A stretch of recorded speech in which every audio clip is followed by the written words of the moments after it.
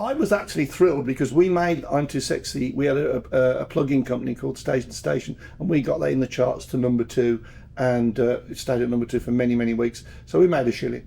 So I understand as Absolute well. classic. Well, I understand as well. It's the first UK song to go #1 in the US. Since that's the right, Beatles as well, absolutely right. Yeah, and they were huge, and they are still huge. I mean, they had the Deeply Dippy, I think, went to #1 as well. But incredible musicians. Just for some reason, it was novelty records. But I'm Too Sexy brings them in a couple of million a year. Absolutely. And we then launched Alvin Stardust Info from my mum's house in Northfield, in Lower Beaches Road, and we did that for a few years. And I did PR for Alvin. Begged him to let me do roadie, and he said, no, you're too good for roadie. And I did roadie for a week, and I thought, he's right, I'm too good for roadie. Beach Boys sat Brian Wilson. I was with him last night. Mike Love sacked him after the end of the tour. Now, how do you sack Brian Wilson from the Beach Boys? But effectively, contractually, I'm guessing now, Mike owns the touring Beach Boys now. Right. Because their band was various musicians over the years. And Brian's band were a Beach Boys tribute band that he saw and thought, these are incredible, and he hired the band. And I sat with Noddy Older in a curry house in Birmingham, as you do, because of curry. Yeah. And but he just left Slade, and I said, well, look, and at the time they weren't allowed to work as Slade, and then I think they originally allowed them to use the name Slade too. We're already rolling, so if you want to.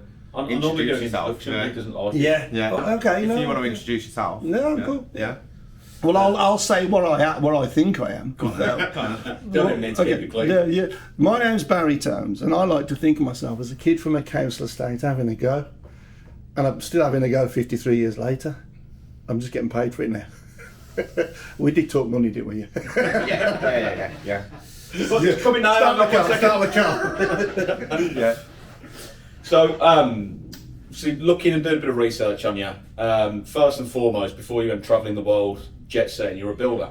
Yeah. 15-year-old builder. Yeah, well, I started building when I was about 8, helping my brother. From 12, I was earning some money doing a builder, but at 15, I started my own building business. I became self-employed when nobody knew what self-employed was, what self-employed mean, because it's 50-odd years ago, Yeah. And I did that, and I had that company for about 20 years. But for the part of it, for 10 years, I was working with Lulu, driving a Rolls Royce in the day, getting home after the gigs at 3:30 in because she lived in London. I had to drop her home at Compton Avenue in London, and I come back to Birmingham, get in the van, blue and white van with a hole in the wing, you put your fist through, because the vans used to have rusty holes then, right? Yeah. And I'd go off to work building, and then back on the night, back down the road. So I did the two, and it was only really in the end, because I was never meant to be in showbiz. I was a kid, I was a grafter. 8 kids in the family, and you have to fight for everything. You fight for the biggest meal, the biggest sausage, if you want telly on, whatever. So that made me have that sort of forceful power, and right from the age of 8, I was selling firewood around the neighbourhood. I was selling broken licorice to make money, press studs. Yeah. I was 8, and at that time, they just liked my dimples and thought, oh, he's 8, I'll buy it. I'm not sure they bought press studs off me because they needed press studs. So you kept coming back week after an arch. Yeah. So, put them all in the cupboard. Yeah. So that worked in conjunction, but for some reason, somehow, and I don't know how, but I know it's still happening, the music business and the media business just absorbed me, liked me, and wanted me to stay. So in the end, I did take on a couple of builders, but I thought, look, I've got an amazing reputation as a builder. I'll need to come back to this when the Showbiz packs up, thinking it would after 12 months. I wanted to keep my reputation, so I closed the business. And funny enough, many years later, I've still done 2 or 3 quite big jobs for people. So I think the Daily the Daily News was a Birmingham paper. I had the centre page, but former builder Barry celebrates 10 years with the Stars. Well, that's 43 years ago. Right. Yeah. Well, it was an era of Birmingham Midlands people at that time, wasn't it? And it still is, and the only people that don't shout loud enough about Birmingham people are Birmingham people. I go to America frequently. I just did my 63rd trip there. I filmed 6 TV shows in April, just going into May. And they call this Rock City. They can't believe I'm from Birmingham. I remember being at a Gibson Guitar Centre once, and we were talking about Roy Wood and ELO and various things like that. And he said, hang on mate, I've just can I shake your hand? I said, yeah, lovely to meet you, if you're ever in England, come to Birmingham, have a cup of tea. as we do. And he said, I'm never going to wash my hand again. I said, why? It was because I'd shook Roy Wood's hand.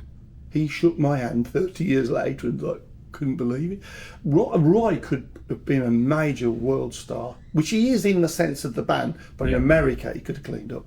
He just never seemed to go. He went and they did stuff. I think they did like Whiskey A Go Go. I think they did 5 nights there back as the Move, I think. He went as himself. Yeah, well, if he'd have gone as himself, he's so revered as a musician, as all of them, you know, Steve Winwood and Joe Trader, and it goes on and on and on and on. So I'm a proud Brummie, but I shout about Birmingham. You know, I was showing you the CDs earlier. Every time I put out a promotional CD to send to record companies around the world, it had some image of Birmingham. And then the one that Brian Wilson was holding up recently in a picture in the media was the Birmingham Music Network one, which I did. And you know, they loved it, and he loved it, and he played the band. He said, this band reminds me of early Beach Boys, and we got a press article for that, you know. Right. So I'm still just having a go. Yeah. You wouldn't tell anybody, will you? That's it. This ain't going 80, mate. No one watches it. So what do you make of like the debacle of Station Street and everything going on right there? It's all falling into disrepair, isn't it? The Crown Pub, Black Sabbath are here in a couple of weeks, aren't they? The pub's on its arse, isn't it? The Electric Cinema. It's a joke. That's all of that's a joke. And I did a lot of seminars at Birmingham Library, and I got Birmingham Council. I said, look, you've got to listen to me very carefully. This is 20 years back. I said, we have to have a museum in Birmingham for music. Well, why would you want that? Well, because we have to. Do you get this? And I got one council that went quite far, to the point, number 1 Broad Street, which I think now one of the colleges have taken over, we tried to get that building, which the library were involved. It was closed for years. It was an ex-bank, and I wanted that as a museum. And we got to the point where what I wanted to do was have a stage so bands could play, but all around the edges we were going to have all the frontages, the old Rum Runner, all the old, you know, Elbow Room, and all the venues, because people come to Birmingham still looking for Duran Duran's first gig, and they do. And I meet people around the world. So I think we've absolutely, you know, failed miserably as a city to do that.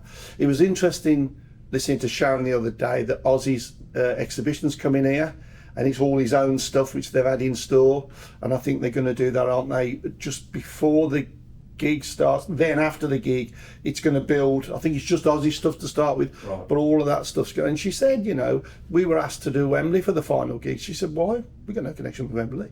You know, he's from Aston. He just nick a bottle of 8p sauce from the old factory, you know.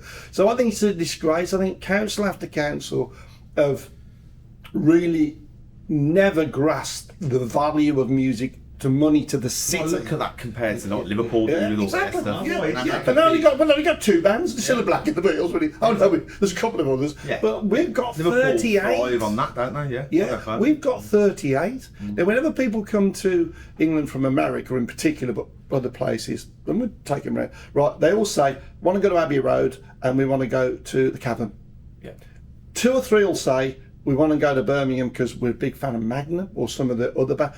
Blackfoot Sue only had 1 hit record. They were from Birmingham, and they've got fans around the world. And I said, well, we can take you, but apart from the Black Sabbath bench, thank you very much. Take on number 11. Yeah. Go on the number 11 route. That's Liza Quest. I think I'll say, look, you can get on for £3 now, all day ticket to think it is whatever. So it is. It's criminal, isn't it? So I think it's been criminal because tourism is a big income anywhere in the world. Music and film tourism is huge. So, I mean, even Bradford have got a museum for film and television. So why don't we? There is no city in the world, if you get statistics, that has as many international stars and all genre than Birmingham. Nowhere. I mean, Philadelphia, there's a few, or Bruce or whatever, and then you'll get some will have come from, you know, say Chicago. None have got any. You do the list, check the list, you'll find 38 straight away. You know, we all talk about Duran Duran, UB40, obviously Move, Roy Wood, Wizard and all that. But there's so many huge stars that come from England. It's incredible, really. Yeah, absolutely incredible. Yeah. I'll wait for him to put his silence on. What's he doing now? No, leave him. He's making out my invoice. He just put me invoice through. Write your bank check. So just to go back then, so is it right then? So you literally, I read that you were a T-Rex fan, but you were seeing someone that was As an a Alvin girlfriend, Styles fan. she was a T-Rex fan, and that's why we met, because her mum introduced us. She was an Alvin Styles fan, and she said to me, I've got us tickets to go and see Alvin Styles at a TV show. And I said, at the time, 16 and a half, 17, why would we go to a TV show? We've got a TV in the living room. There's only one. We've got one. We've got 7 now, but you know. Yeah. And she said, well, we get to see him live. And I said, oh, where is it, Manchester? Because I'm building and I'm really busy and self-employed. She said, well, it's Manchester. She said, the only thing is, and the coach was like £2.60 or something. She said, it doesn't finish till 10, and we don't, the last coach leaves at like 10:15, so we might not make the last coach. I thought, oh, that's nice. Staying the night in Manchester with my girlfriend. Oh. Sounds good. Yeah. So we did. Wasn't as romantic as I thought, because we sat on a freezing cold bench at Piccadilly Station until 6 in the morning. But that's how I met. Afterwards, she said, look, I really want to meet Alvin. I said, well, we're going to get to meet him here. I was amazed how small the studio was, because you see Top of the Pops on the tellies like that.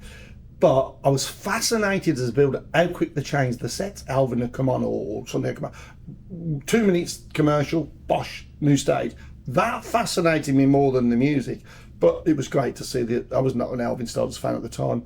Great to see the music, great to see it live. And then afterwards she said, look, we're going to stay and see him. I said, well, they're going to kick us all out. And literally a TV studio in them days, very unionised, a lot of money was involved. So when it finished, within 25 minutes, that studio was stripped. All the chairs were put away. So thank you very much, good night everyone, make your exit. There's the exit over there. They're all going to the exit. We're standing there, the chairs are being pulled down. And because we didn't join the exodus, people must have thought we weren't there. And she said, well, how do we get to see Alvin? I said, well, I don't know, it's just doors, I don't know. I said, yeah, security guard over there, I'll go and ask him. This big guy, Alvin's, I said, excuse me, mate. I said, I'd like to ask, my girlfriend wants an autograph for Alvin Styles. Is there any chance? And I thought he was going to say, you know, do one, son. Tap, tap, tap the door. The door opens. There's Alvin Styles, now changed because he's finished, in a red poncho, gloves, rings, all the stuff on. And I've got a recording. I actually have an MP3 record because we had a cassette player with us, which was this big. We took him, and he gave me a pair of gloves, which I still got, which he signed, a necklace with a star on. And we left, and we froze to death in Piccadilly, and that was about as sexy as it got. So that blew my idea of a romantic night out. We came back, and I was a builder, and I thought, well, that's interesting. I enjoyed that. Really loved the set, and it's never stopped since then. A week later, we get a phone call. Hi, Jenny, I met you at Alvin Styles' gig. She said, well, I didn't like to say then. She said, but that day, I'd only just started working for Alvin as his PR. She said, I work for Wimbledon and for the milk race. I know nothing about Alvin Styles or his music, but my company have put me in charge. You two are clearly big fans. Would you like to come and see Alvin? And would you, and just help me? I said, well, what would you need? She said, well, we're in Stoke-on-Trent at the Steam Machine next Saturday. And we've got a lunchtime show. And don't worry, I've checked with the fans, I've checked with get the train, get this. I'll pick you up at the station. And so I said, Mommy's all right if I go to Stoke-on-Trent? Just, yeah, whatever, son, just be careful. If you must. Yeah, so I go to Stoke-on-Trent, long before Robbie Williams made Stoke-on-Trent famous, I'll have you know. So we go, and we get picked up by this Jenny we'd only met briefly at this TV show. She's got a GT6, which was great because it meant my girlfriend had to sit on my lap. I thought more romance, not exactly banging in the edge, So my idea of romance at 17 did not come off, I tell you. I'm still trying to figure it out. Still trying to figure it. I knew there was something happening, but I just wasn't getting it really.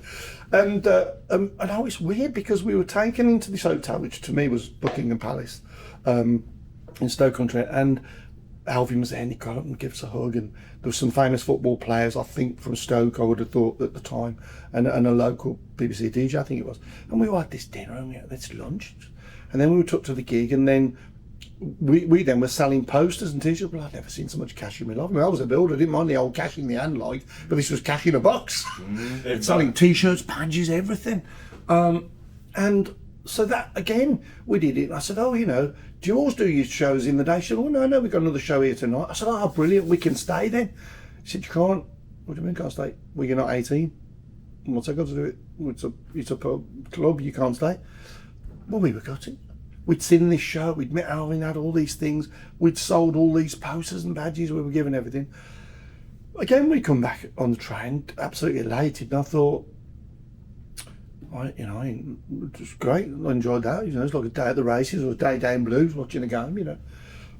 But from there, he just rocketed. We finished up running his fan club because it was run by Todd Slaughter, who also run the Elvis Presley fan club. Until now, it's still running, that is, although Todd's not well. And he'd run Alvin's fan club for a bit, and fan clubs were big money then, really. But literally, it was a case of, I'm too busy to do it. So we went and met Todd Slaughter. I mean, builder from Birmingham, from Brummy. Hello, Todd, how you doing, mate? How's Elvis? Is he all right? Give him our best. Can we have your list? Typical Brummy.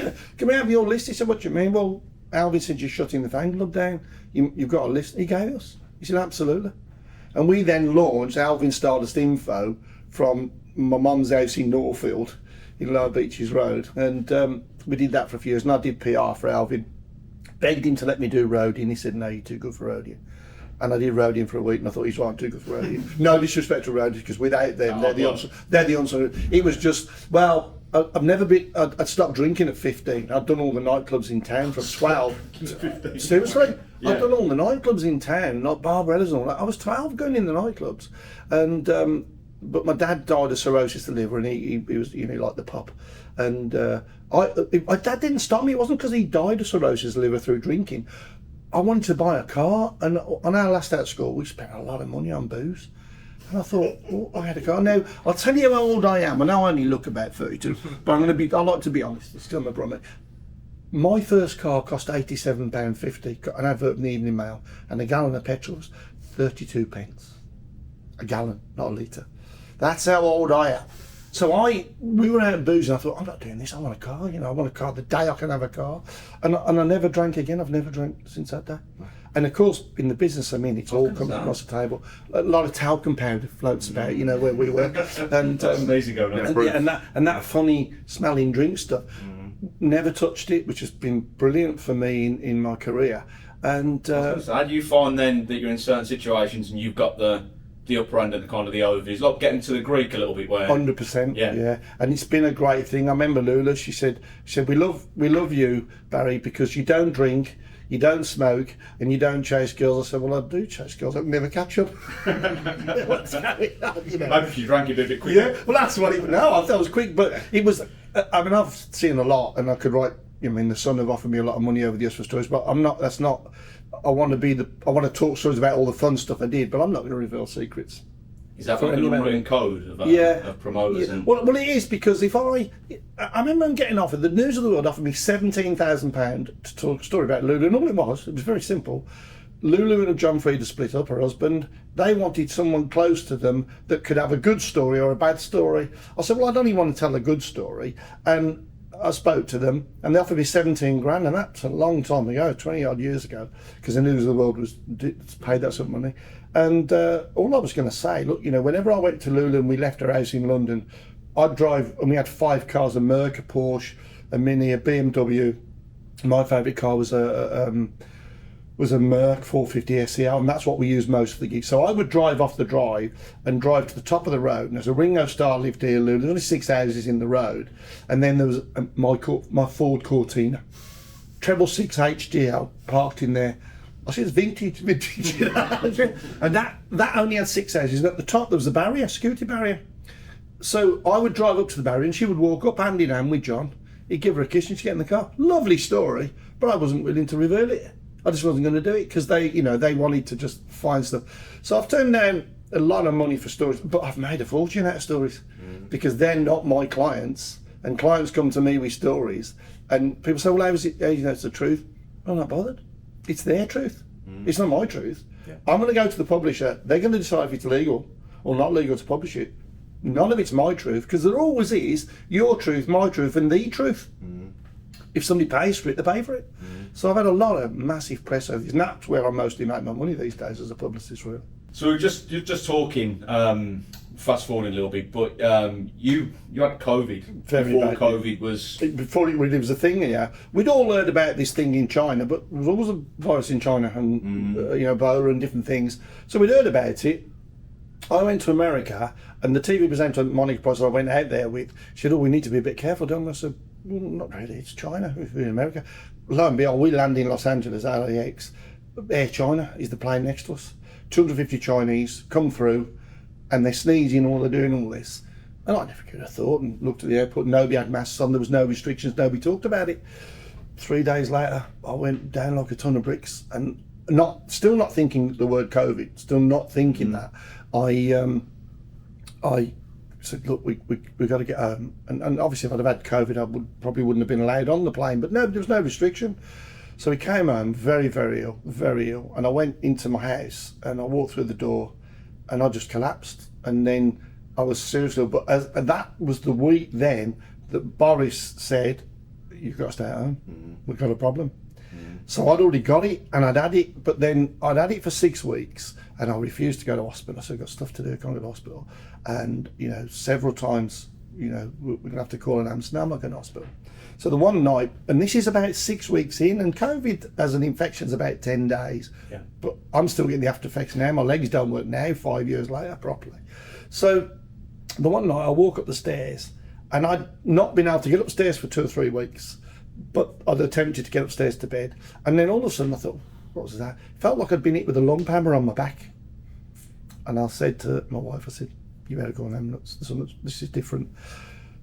She was shocked because the ambulance came in all asthmatic up, whisked me off to hospital. She never expected to see me again, because that what was happening. Everybody was going and either on a ventilator or put down the chute, you know, whatever it was. So I was in hospital with pneumonia, and the person there in the bed, look, how did I get here? Don't you know your wife called you? Look, sir, you've already got a lung infection. You're actually not going to make it through the night. We'll get you the phone, call your wife. Okay. Same conversation here. Same conversation. The girls weren't just in masks, they were in hazmat suits that's down at the QE. And I'm like, I couldn't sit. And she gave me morphine, but down my throat like a liquid. And I was like, Jesus, you know. So how drink used to taste, you know, it was the vial. And then they give me some paracetamol, and they you know, again, there was people coming in all the time, and we got away, and I kept hearing this, and he said, you know, you're probably not going to make the night. Do you want to make a phone call now? Nobody can come and see you. I'm texting, thinking I haven't got a charge for my phone. I'm texting my wife. I said, you better tell Tara in hospital, but don't tell her why. Just say, you know, I had an injury or something. And then she said, well, what you can do? I said, well, we're going to find you a bed. I said, well, what about all these? You know, she said, no, we're going to find you a bed because we can save you. And I'm like, and I said, I'll tell you what then, I'm going home. Give the bed, give one other person a chance. And she said, well, do you mind not going till 10 o'clock tomorrow because we wanted the consultant to see you, whatever. And he did. And he said, well, I don't think you should go home. I said, look, if I'm going to die, I'd rather die in my own bed. I said, but if you could only save 1 in 10, have a go at somebody else. I'll take my chances. And I run outside the hospital. I'd only got like a vest on and some straps. I don't know, I kind of had flip-flops or something. Freezing cold outside. And I remember ringing home, and my wife drove down there, nearly crashed the car driving fast because she never thought she'd see me again. And I was ill then for weeks and weeks and weeks on end, you know. But I still kept trying to do so. Radio stations called me. Then the press found out, it went in the papers, even in an American newspaper. Well, somebody in Tallahassee need to know what I've got. But they did 15 people from America and 1 from England, so it was me. What did you say when your life? So when your life flashed before your eyes. You have a moment like that, a moment where you've got to reflect on life and kind of think about the things you've done. So at any point, did you regret in that time your involvement with Right Said Fred's Aren't Too Sexy? Well, I was, because they were sexy. I mean, they were very sexy and still, well, I was having a problem with my romance, wasn't I? You know, I got on the couch, finished up on the bench. Lula said, you don't chase girls. I said, well, I do. I do actually, is that all right, you know? So I was actually thrilled because we made I'm Too Sexy. We had a plug-in company called Station to Station, and we got that in the charts to #2, and it stayed at #2 for many, many weeks. So we made a shilling. So I understand as well. Absolute classic. Well, I understand as well. It's the first UK song to go #1 in the US. That's right, as well, absolutely right. Yeah, and they were huge, and they are still huge. I mean, they had the Deeply Dippy, I think, went to #1 as well. But incredible musicians. Just for some reason, it was novelty records. But I'm Too Sexy brings them in a couple of million a year. It's in so many adverts and films around the world, and even I think it was Beyonce did a version, used a piece of it, and they get co-write, made another shilling. Right. So you know. You know what? That was another one of my questions actually, because obviously you've had a relationship with Slade. Yeah, absolutely. Slade, as we all know, every year they the Jack Merry Christmas, don't they? So, who of your artists that you've dealt with now? Who does bring in the most royalty, or which song would you say brings in the most return royalties? I suppose probably in the sense Slade, because with Slade, a 50-year-old song, you're still bringing in about $500,000 a year for the writers. And you've got to bear this in mind. It's only for the writers. Dave and Don never got a shilling. And I sat with Noddy Older in a curry house in Birmingham, as you do, Christmas curry. Yeah. And but he just left Slade. And I said, well, look, and at the time they weren't allowed to work as Slade. And I also did a record, which I'll talk a little bit about, with Dave Hill for the Queen Mum on my record label, Gotham Records. So I said, look, Nod, Dave ain't making the money like you guys. You've got to let him do the tour. And there was a lot of infighting for a couple of years. And then I think they originally allowed them to use the name Slade 2, which was Don and Dave, and they called it Slade 2. Right. And then it went on, and then they re-released all the stuff. I remember being with him when they got to re-release all the CDs. I was with Nod again, and he said, look, we've got to let him earn money, and they carried on. And I think he's about to do the final gigs, Davies, I think. They're saying this is the last Christmas tour, but a lot of them said that, even Gary Glitter. With his case, it was to lock him up. He couldn't make a comeback, could he? That has rock, really. Yeah, absolutely. So probably Slade, but I work with a lot of people, I've been associated with a lot of people, and you people like your Led Zeppelins, and I do bits with Robert Plant, and his new band's incredible.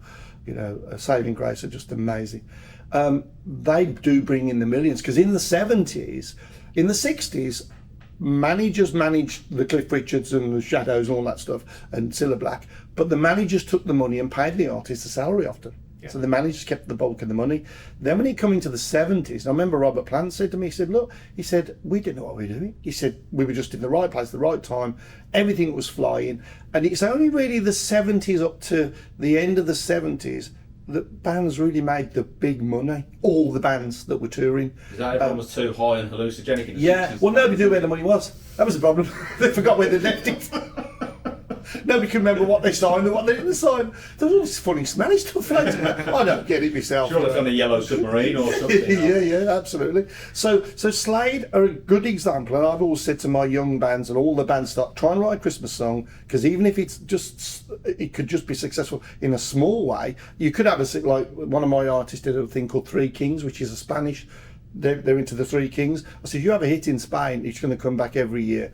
So I would always advise that, but in terms of the richest people I've worked with, it's probably going to be the Lulus. I mean, Alvin made a lot of money, but was never a multi-millionaire. I did do a lot of work with Gary Glitter, made a lot of money for a very small time. But there are, I've got artists and friends from the 60s had one hit record, and they still get about 50 grand a year. So they've got a salary, fine, a reasonable salary from a song 40 years ago because they wrote it. So anybody out there, any musician, try and write songs. Yeah. Please try and write songs. That's where the money is, Can we talk about the Beach Boys? How did you manage to get on? I've heard of him. Yeah. That was weird. I'd been working with Alvin. Alvin introduced me to Lulu, because I worked on the Let's Rock TV series at ATV. Lulu didn't. Lulu already had a tour manager, and I've just become really friendly with her. She was down there. She then said to me, a manager called me and said, oh, Barry, we've obviously got a tour manager, but he's ill today. Could you do one gig for us? That's how I finished up with Lulu. And then the first ever gig, I drove from Birmingham to London, picked Lulu up, drove to Stockton-on-Tees, 6.5 hours, did a gig, drove Lulu to London and drove home.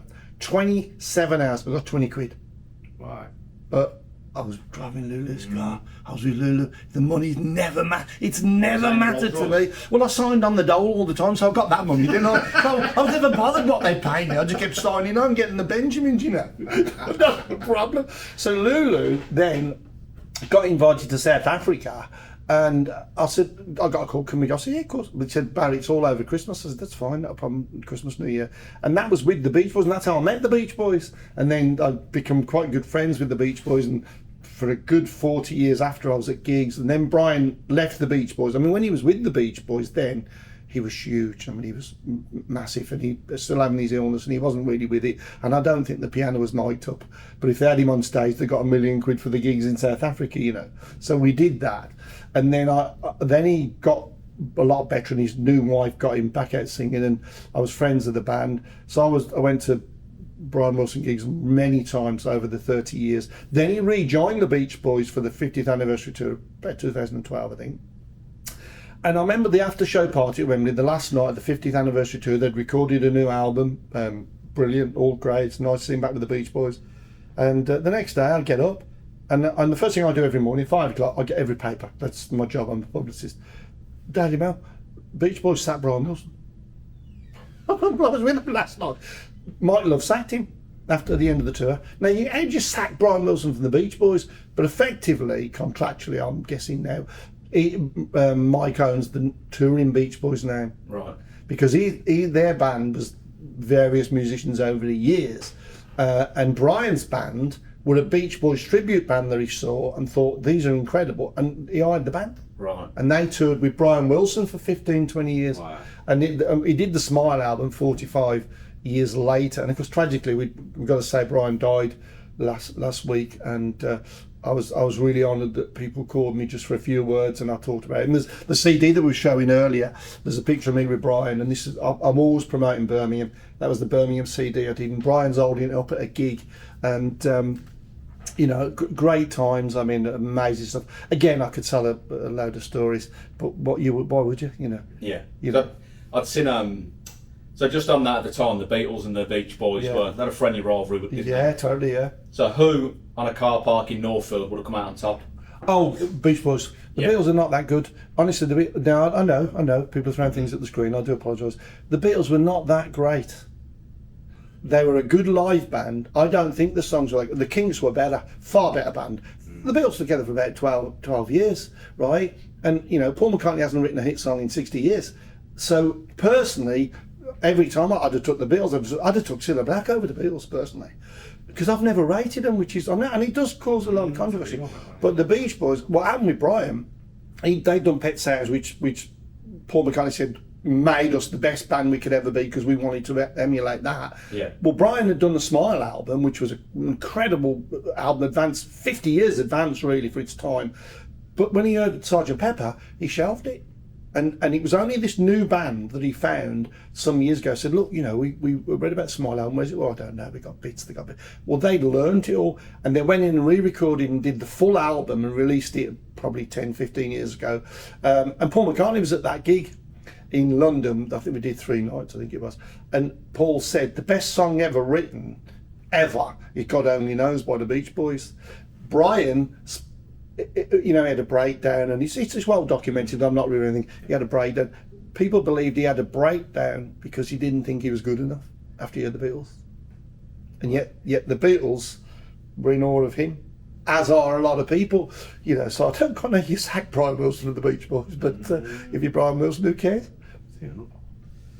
So how do we go from dealing with huge international superstars to pivoting into reality stars, and what kind of challenges and what kind of nuances does that throw up? Is it much of the same? Yeah. No, a completely different world. Totally different world. I'm a music fan. I don't play music, I play no instruments, I don't write songs. I am a music fan. So when I hear a new song, I don't say, oh, the bass is a bit low, or the hi-hats do. It's good or it's bad in its genre.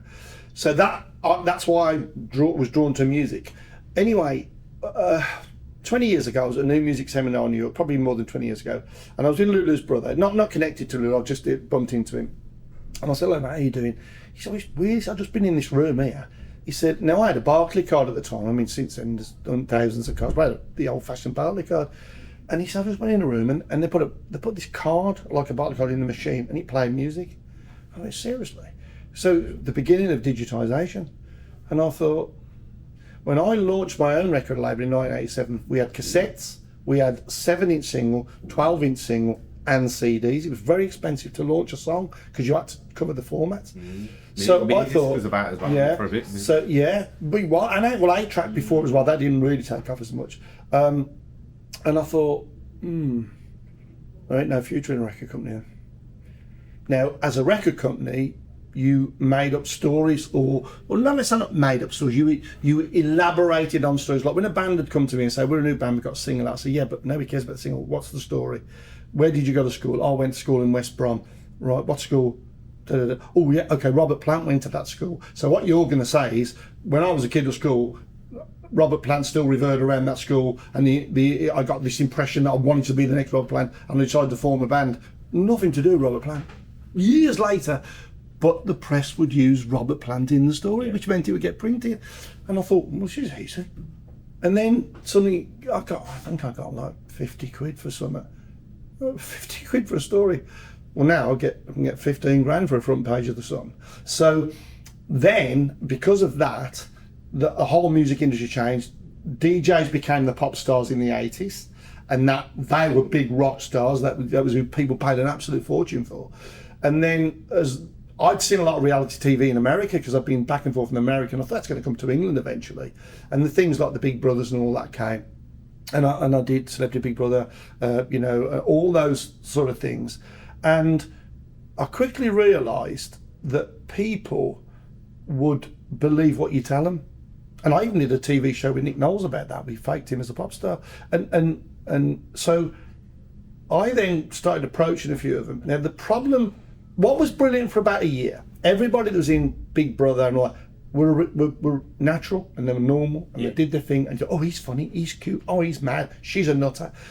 A year later, everybody pretended to do those things. So it was never as good, but the press knew it made money. So when I decided to go down the reality star route, what I realised I had to say to every one of them, this is my pedestal. I'm going to put you on it. Cross me and I'm knocking it from under your feet. And I was right, because they'd be a nobody. You'd invent some story about them, waking up on a sunbed finding that, so-and-so famous was sitting next to them, blah, blah, blah. And as long as there was a tiny modicum of reality and truth in the story, I always describe PR as an elastic band. You put an elastic band on your finger, it's an elastic band. Stretch it, it's still an elastic band. And that's what PR is. As long as there's one small connection, you can make it huge. And I did, believe me, I did. I've had a boy with no skin, mine, who was a big Villa fan, well known here, represented him. White D, rock star in her own way, shouting, screaming down the street wherever we went. I had a guy born without a penis, and they made him a real penis from skin from his arm. And seriously, so anything that was outrageous, I was down there, and I got front page of the Sun with that. Yeah, I saw you took management of the Optimum. Well, we did stuff. Courses, Well, everything. We bought her a horse. We bought her a horse because everybody go mad. Well, if the car broke down, you go home on a horse. What's the matter with you? Have you not heard of a horsepower? How many horsepower a car? You don't know what to do. You need to get a co-presenter. So I did stuff with Marie for about 10 years and it was funny because she'd done something on White Dick, and she'd got out with this girl. I said, why? She said, the press all at the door. What, I didn't even know that. And I met her, and she had 8 kids, and she was on benefits. And the problem was with the benefit system, and it still is with the benefit system, it stops you working. It's not easy to say, I've got a week's work. Can we just stop my benefits for that week, and I'll earn my money? And then, and they still haven't got that right. They're off their heads. So I then found that a lot of legals, and especially when we started with D, I went to the DWP. I said, look, I'm taking this girl on. I have no idea if it's going to make any money. I have no idea at all. But I want you to know, from today, February the 12th, I'm going to be representing her. And if it makes any money, I'm going to declare it. And you can decide then how best you deal with it. Well, it was in the Houses of Parliament. David Cameron said, we've got to stop this girl, this White D on benefits. We've got to stop it. You idiot. We'd stopped the benefits 6 months before. And then there was an investigation, and the DWP wanted to meet me to talk about it. Because I said, and the only reason it happened, I was on WM and I was talking to an MP, and he accused me of getting people on benefits so I could get commission from the benefits, which was great. Accused you of getting people off benefits working? Well, that was the thing I was guilty of, really. But he accused me of getting them on benefits knowing I'd get a commission. Well, I love that. Call me what you like, do anything you like, spell my name right, because that gets me doing. So then I got a call from the DWP. We really do need to meet you about White Day. I said, well, it's September. He said, that's right. I said, what about my letter in February and my letter in March? You've never replied. And I said this on the radio. They called me up. Right, I'll come to the DWP. No, we don't want you meeting us. What do you mean we don't want you meeting us? You just said you want to meet me. No, we're not. We don't. You don't come in here. We don't want the press turning up. I said, well, what do you suggest then? She said, well, we'll meet you. I said, okay, will you meet me? So they came to my house. And my house has got a 7-foot wall around it, big 14-foot gate. So it's my little castle. I go in there and clean the dog shit up and whatever. And I'm told to wash up. That's my real world. I just go outside and become this brat, you know. So they came and I thought, F you, you're not doing that. I called the Daily Mail. And I called the Daily Mail and said, you might want to park in this road and get a picture. Well, I was doing loads with the press. If I'd have said stand on your head twice for 2 hours, they'd have done it. Daily Mail sent a photographer, parked across the road from the house. They get out the car, we open the doors, and you can get 3 cars into my drive, then you can drive in the gate. Well, I made them park outside the gates because I wanted this picture. And we got a picture, and then they got out the car. I said, yeah, have you brought this photographer with you? I said, how dare you bring them to my house? This is my private dwelling. So then I went to like, I think it was Morrison's, to meet my 90-year-old uncle for a cup of tea afterwards. And I'm on the phone outside, and the next day it appears in papers, Barry Tones meets the DWP at Morrison's. Nothing at all to do with it.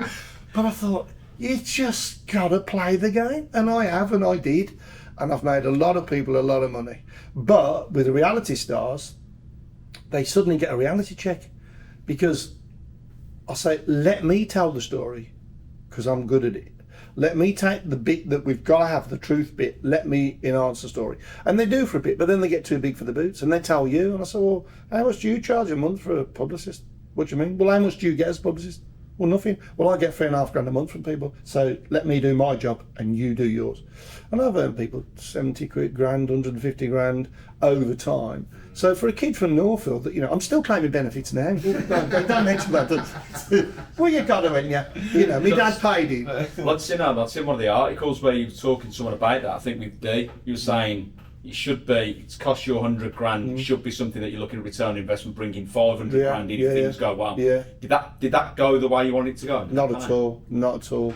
But, you know, that's the problem. They blew their money on being idiots. When I said, look, you've just got more money, like Celebrity Big Brother's a good example. I won't reveal them out because it's private, but it was enough money to pay 3/4 of a house, and there you have got a house for the rest of your life.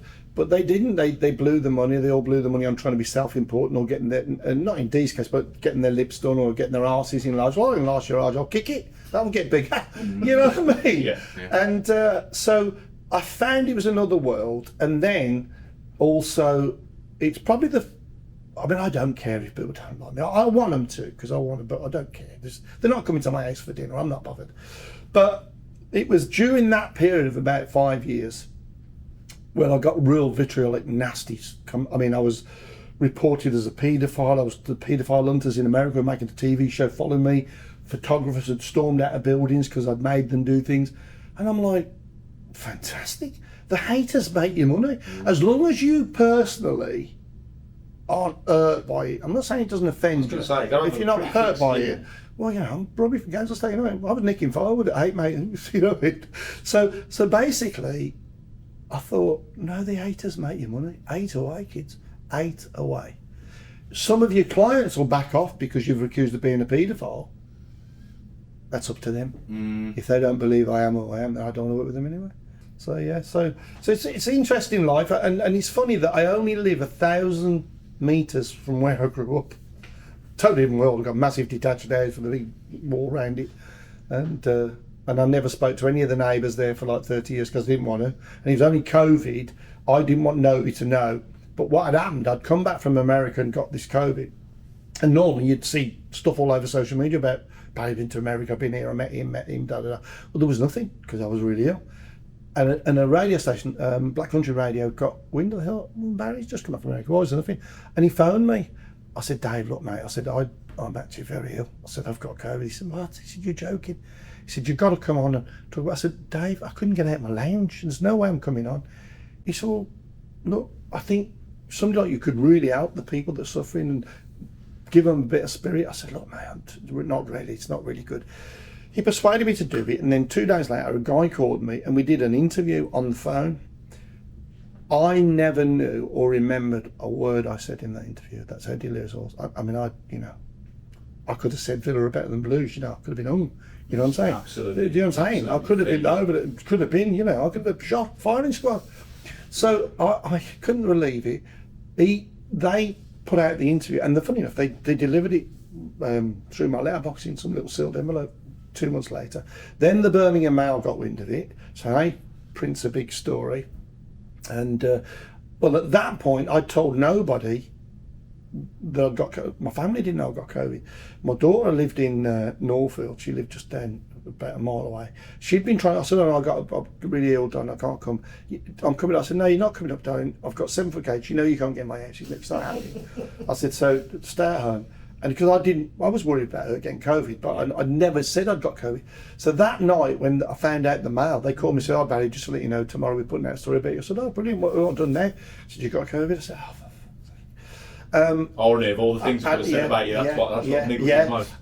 Well, because I hadn't told my family, so I had to ring my family and say, "I've got COVID, don't worry, I'm on the mend." Well, for 30 years, because I've been in the house 36 years now, for 30 years, I never spoke to anybody in that road.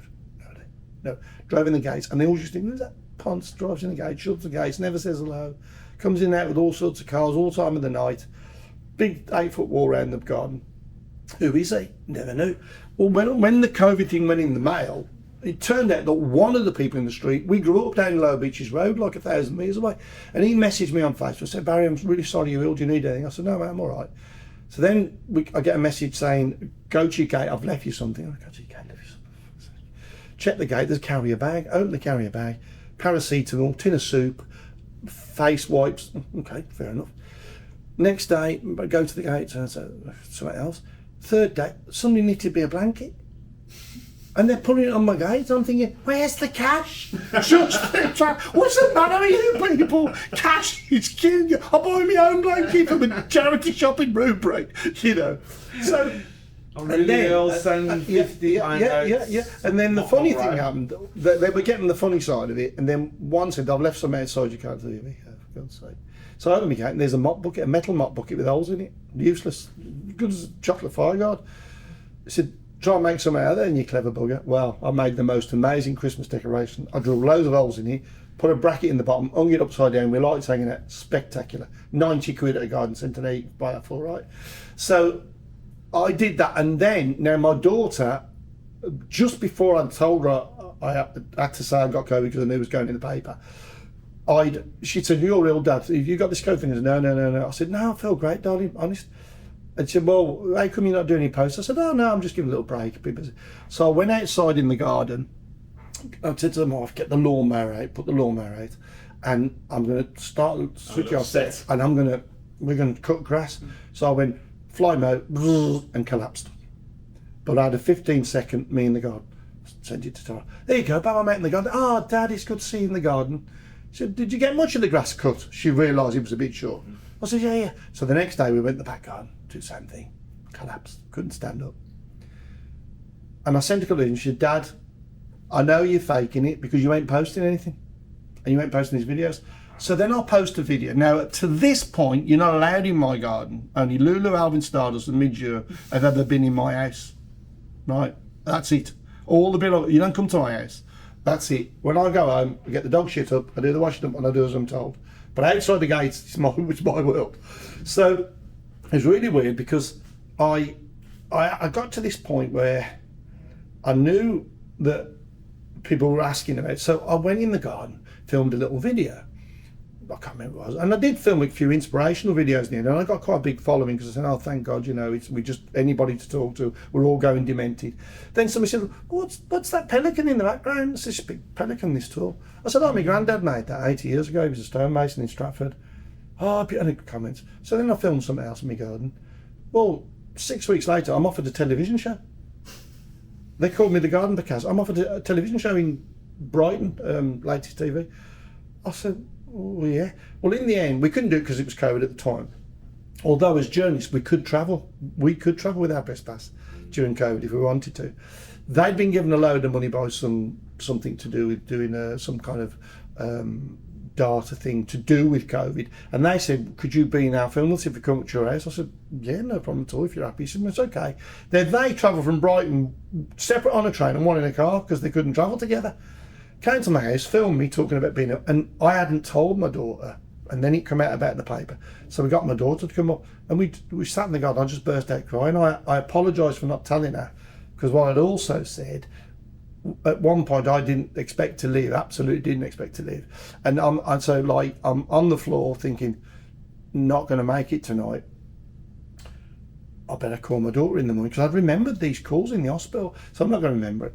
I'm going to call my daughter. So I get in the morning, I thought, no, I know what I'll do. If I call her now, she'll have a dreadful day, and then she'll have a bad night. So I'll call her tonight, she'll have a good day, but still have a bad night. Don't know how that makes sense, but that was what was going on. Yeah. So I picked up the phone several times to say goodbye. And I thought, no, I'll get it one more day, another day.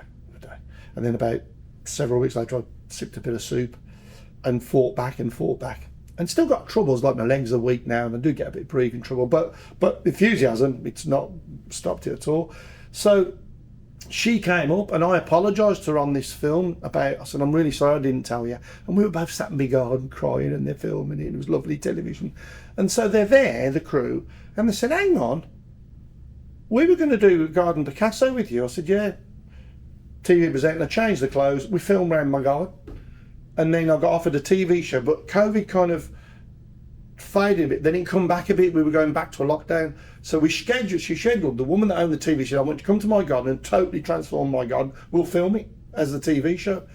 And I went down, I did drive down with my journalist pass and had a quick look, and I said, well, I've got some great ideas about that, and we never did it because of COVID, and but now I've been doing it again, I've been filming stuff now, so I found out after, during about that 6 or 8 months where we really were locked down, I posted 178 videos of me making stuff, and I had no idea, because my Facebook's public, people they said, we get up in the morning and we want to see what you're doing, because every day you clearly have been ill, but every day you get up, and I had, when a kid has a blanket, a comfort blanket, and they chew it, I had a blanket I wouldn't let go.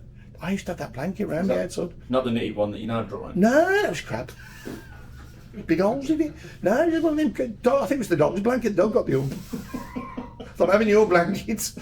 So yeah, I fought back from that, and then, but it was during that time I thought, I'm not going to work so much with reality stars, only because they're only going to get their 15 minutes of fame. But in that 15 minutes, I'm going to give them a lot of fame and probably enough money to do something. 99% of the time, they didn't do anything. And when you said, look, this might not work anymore, you need to do this. I need you to get on a plane to go to Greece because there's a crew over there. What are they paying me? Well, they're not. They're paying for your flight to Greece. They're paying for your traffic to the airport. Well, no, they'll have to pay me a fee. No, you go in for a pilot. You go in to record a pilot, you idiot. You don't get paid. I mean, I did amazing stuff and got incredible fees for people. But then I realised it's short-lived. I'm not going to be playing their records in 50 years' time. So I did less. I don't do none, because I did the guy with they actually built he was born without a penis, and they built him a penis. And doctor said, we're going to take the skin from here. How big do you want it? He said, well, I don't know. Never had one. So, and seriously, I've got the pictures of the scars. It was that big there. And then it had the reason he had a particular thing where your bladder's born outside your body, and that's why the penis didn't develop. So when they cut the bladder out, they used some of that. And then there's another guy, and they created him a penis and sewed it to his arm. He had his penis on his arm. Yeah, I remember that. Have you seen that? Yeah. Yeah. Well, I got my guy into the papers, and I got a substantial amount of money because I'd done a deal with the Daily Mail. But then I did it with the Sun. We got what we call a splash. I mean, the Lotto grant, I got a splash for her, the woman from Worcester that claimed she'd won the Lotto, and they're all outside her house. And it was very, very odd because there were 12, 15 press. And what it was, his mum went home one night, she said, I've won the Lotto. She said, really? So he looked, he said, Mum, it's like 10 million. Yeah, I've won the Lotto. He knows the local news agent, so he goes down to the local news agent, Mum's won the Lotto, you know. What do you mean? Bought a ticket here, won the Lotto. So of course he phones the Sun. The Sun charge up, they all charge up. There's 13 press camped outside her house for 13 days. She did a disappearing act. And this is how bizarre it is.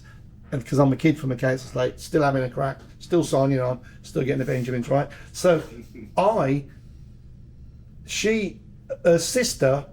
best friend had a sister whose husband worked for the Duke of Edinburgh. He was his security. Right. She said, is there any way you can advise us? They're mobbing the house, they're in there. We can't go in there. She's terrified because she told a pack of lies. And is there anything you suggested, he said, what you've got to do, you've got to get yourself a publicist, because the publicist will deal with that. They'll filter it and they'll reduce the numbers, and then they'll find one that will pay you. And she said, well, I don't know, what does a publicist do? The Duke of Edinburgh's bodyguard, who I've never met in my life, there's a guy called Barry Times from Birmingham, find him, he'll do it. And they got my number from wherever you get my number from. Probably down the door, it's on my card at the bottom.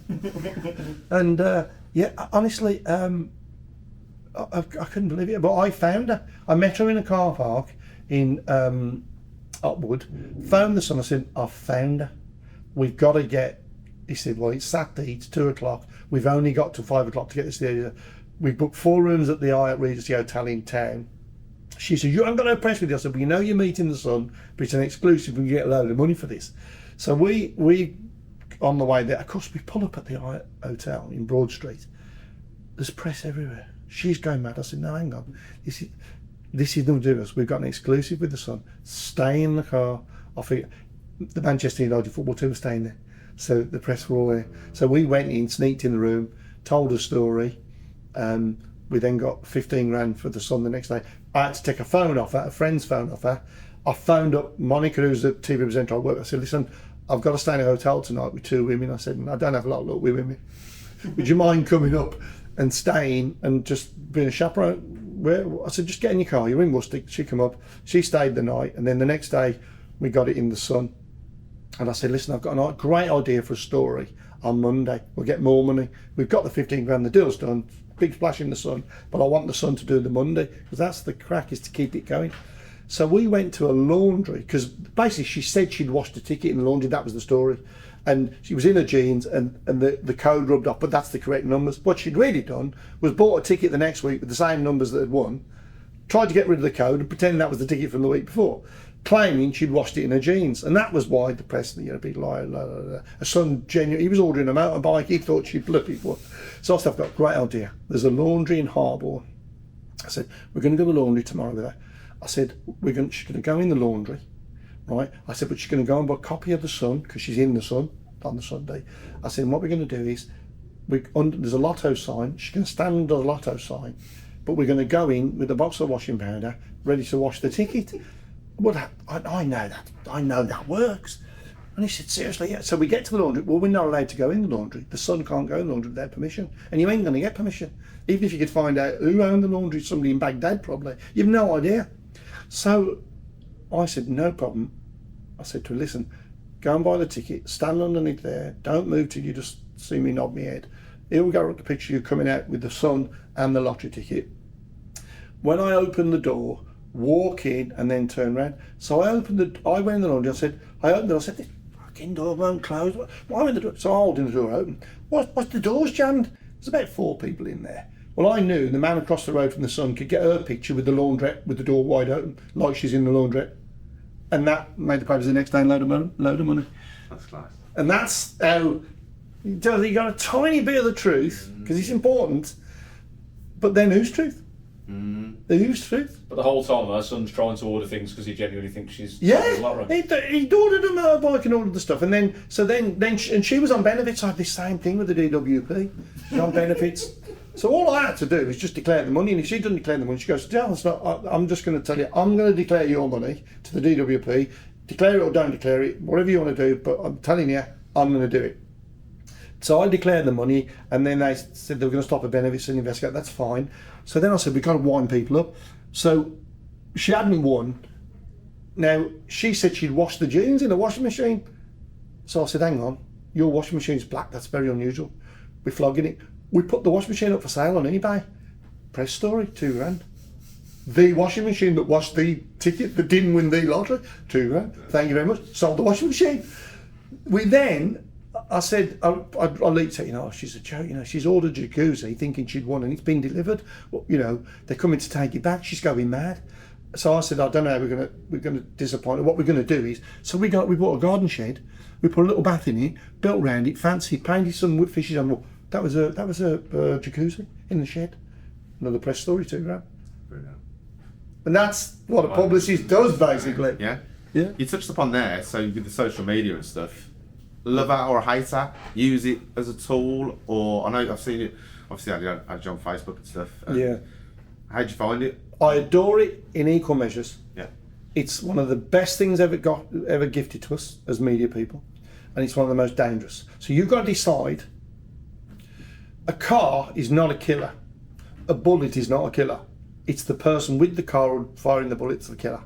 You've got to decide how you use it. So I use it all the time. I think quick nip that on Twitter, because that's a really good one. The press will read it. You used to only be able to have 140 characters, so it was very quick. Barry, what's the story? She's getting engaged. Didn't you tell us? You know, you've suddenly got a 2 grand story. So I adore it.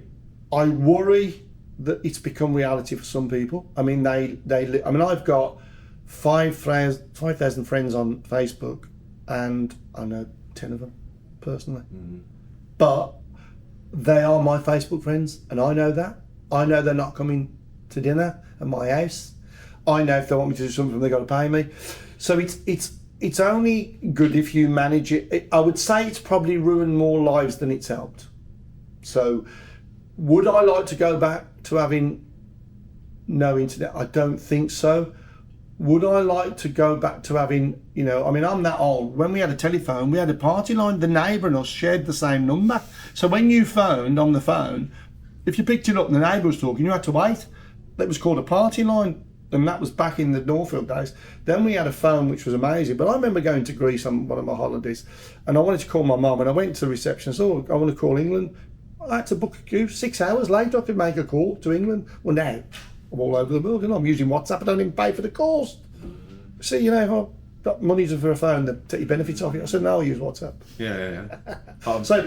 In regards to your... You shouldn't disinvent it. Yeah. You can't disinvent the atom bomb. I think it'd be good to have just 6 weeks off or something. For no, it's the best thing to do. What I'd love people to do, and I know people like Noddy Older, and I know Lulu, factually I know Lulu saw it with that, and she lived in 3 degrees. They're singers and their voices, they talk.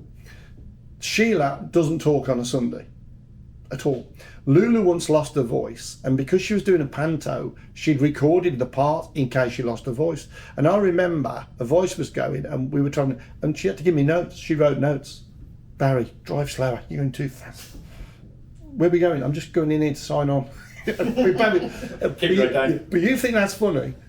This is a funny one about Alvin Stardust. Northfield, the doll was in Sally Oak, Oak Tree Lane.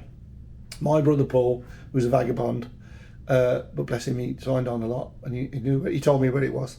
So he's going to sign on. Alvin's staying at my mum's house the one day, and we had no internet, we had no mobile phones. So I said, look, Alvin, you just go straight down the Bristol Road. You'll pick back up the flyover, and you'll be back on the way to London. And he said, Paul said, I'm going out. And he said, where are you going? He said, oh, I'm going to Sally Oak. So I'll give you a lift. He said, on the way. I said, will you pass it? I said, but don't, Alvin. It's all right, you know. Go on the bus. So Alvin said, no, I'll give him a lift. Now Alvin's got black BMW, 28 grand.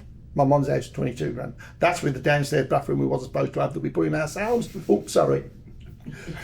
I'll catch up with you later. So that happens. So I said, look, Alvin, listen to me. When you drive down Sally Oak, when you're on the main Bristol Road, I said, don't turn left into Oak Tree Lane where Paul will tell you to. Drop him off on the corner. He can walk down and then go straight. So of course he's driving down, and then Paul said, oh, he's left down here. He said, oh, I'll turn left, Barry. Paul, I'll take you.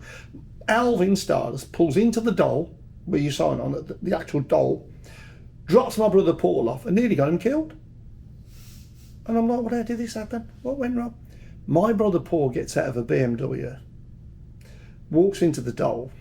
Outside the doll are drug dealers, thinking he's with a drug dealer who's just got out of a BMW and he's come to sell drugs on their patch. I mean, it's crazy world I live in. It's mad, isn't it? And if they have a look in the window, Alvin started. Yeah. He said, "Coo." That was it. So that's how my life. It's still is. I mean, I'm a publicist for homeopathy at the moment. I'm Thursday with King Charles' doctor, and he's going to come in. We're going to record an interview with him, and then he's going straight back to the palace to have dinner with the king. I made a record for the Queen Mum with Dave Upslade down in Arbon at a blind school. So they called me and said, oh, you know, you do publicity, can we promote it? Well, what's it for? Well, we've got somebody very special coming, and we can't tell you who it is. That's usually royalty. They don't announce. I said, well, you've got a load of kids, yeah, we'll make a record. So I took Dave Hill to Ridge Beach Studios, which is in Sally Oak, and everybody knew for years, with Rob. Yeah. I'd got Norma Lewis from Shack Attack I was representing, and the girl was #1 in Portugal, Teresa Niuko. Took them down. We made Dave insisted on writing the B-side because he got the publishing, so Dave, that's good, Dave, well done. And we released it on my record, on Gotham Records, and on the day, and this is a really funny thing, but I get the royalty, they're good fun, man, I like them. We made the record, and on the day, the kids sung this song, and Dave Hill, myself, Rob, and I said to Rob from Rich Bitch, I'm going to go to lunch tomorrow. He said, yeah, mate. And I was fine. I said, what, we're going to say, no, I'm busy. I said, mate, you're coming to lunch today. You've put me out for years. We're going to go. I said, we're going. Well, I didn't tell him where we were going. So, of course, I take him. We pick up Dave Hill. We get to this blind school in Harborne, and the Queen Mum is the VIP.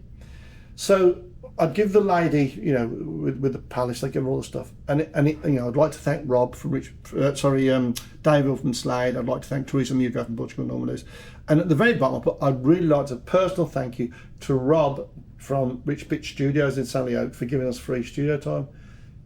And the woman questioned, do you mind if we don't say Rich Bitch Studios? Can we just say the studio? I said, why? She said, the Queen Mum won't like it. I said, she is a rich bitch. She'll love it. But they changed it. They absolutely changed it. Even though it's world renowned. But it's fantastic. It was brilliant, Rich Bitch Studios. But they didn't want her to say Rich Bitch, and I thought, you should work for Meghan Markle. So you've built and sold numerous incredible businesses. What's the future? What's the short and long term future for you? I'm a publicist, which makes my money. You know, we get about 12 quid a week. I say that for the dogs. You're allowed to earn 17. So, and basically, that's good, and I love that because you can see how I can make a story, sell the machine, you know, washing machine's crazy. But the Garden Picasso, I am currently filming stuff to do my Garden Picasso TV show. Now, what's great about that is at the tail end of my working career, hopefully it goes on for longer, but at the tail end for sure, I've gone back to my building. So that skills, yeah. So I love that. I also produce television shows. I represent television presenters like Monica Price. We just filmed 6 shows in Coachella Valley High School with the students. We took over, built a studio, not again builder, built the studio, got £150,000 worth of artwork in there from sculptors that we represent in America. Made 6 fantastic TV shows. And we have big people, you know, like some big, like Brian May's been on the show. So it's not just unknown people. It's a lot, and we filmed for about 10 years. She did have a Big Sense TV, she had a show on there. So I'm an executive producer for the TV shows, which I love. I'm enjoying that because I do like saying, well, that's good and that's good, but together they're not good. So let's so and so. I love that. The publishers work I love because I don't even have to leave my room. I had a 5-roomed office in London. A 2-roomed office in London, a 5-roomed office in Rubery. I had an office in just near the airport in Los Angeles, at Redondo Beach. I've got an office now in Palm Springs. I had an office in France, and actually that's my office right there. I don't pay any council tax, I don't pay any rates. I reverse the charges all the time so I don't pay for them. Go. But that's my office. I worked just before I came in here. I quickly did a couple of emails to homeopathy, which I'm a publicist for, and we had the Duke of Gloucester last week come to an opening. We did. So for me, I just hope. I hope I keep enjoying it because I've always said when I stop enjoying it, I'm going to stop. So maybe the fact I keep changing is to make sure I don't stop enjoying it, so I don't do it. So onward and up for me. I love working 7 days a week. I'm back in America in July, back in America in the end of October because we're filming a documentary about autism, and then my sculptors, you know, the Walk of Stars in Hollywood, well, they also do one in Palm Springs. In fact, they do one in Birmingham because Ozzy got one. Yeah. They do one in Palm Springs, and my sculptor friends that I represent, they're going to be on the Walk of Stars in November in Palm Springs, so that'll be like the end of that trip. So yeah, oh hang on, I got to go sign on at 3. How did you just quickly? How did you get into? Cause you've made a documentary previously for autism, haven't you? Yeah. How did you get? Well, into again, I managed Monica. I'm a publicist for Monica Price, the TV presenter. We were filming at Big Sense TV. She had a show called Cup of TV. It was on Monday to Thursday every week. Then on Friday it was the best of. An author came on from New York, and she was an author, and she was the guest, and she brought some books in about autism, and we got talking, and I said, you know, what next? She said, well, I'd love to make a documentary about autism. I said, well, you can make a documentary about anything, but you need cameras, you need people, you need money. And she said, well, how much would it cost? And this was 7 years ago. I said, well, it depends how long you're going to work it. I said, but you need about 10, 20 grand to get footage and then decide what to use and then the editing.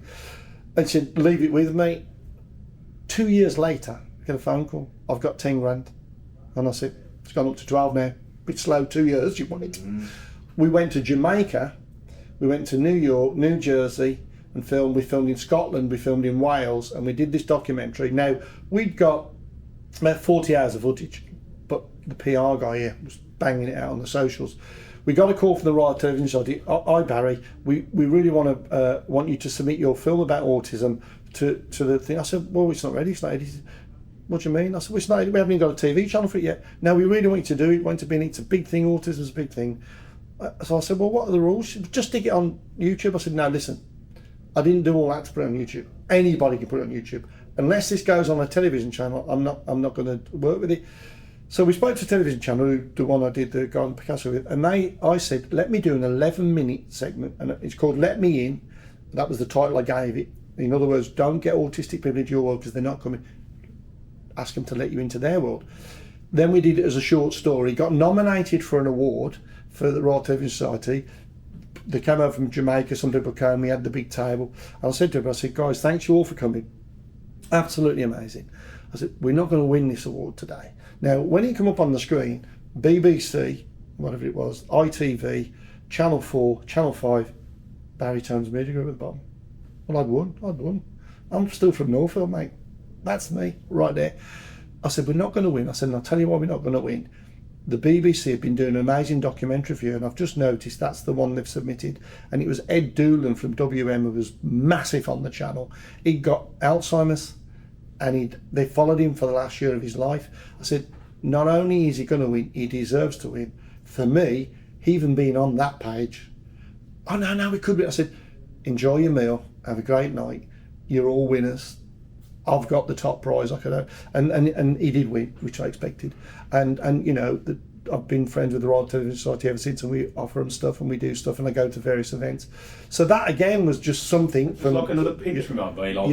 Yeah. Well, when I turned BBC, and I thought, and it was Barry Tones Media Group, which was unbelievable.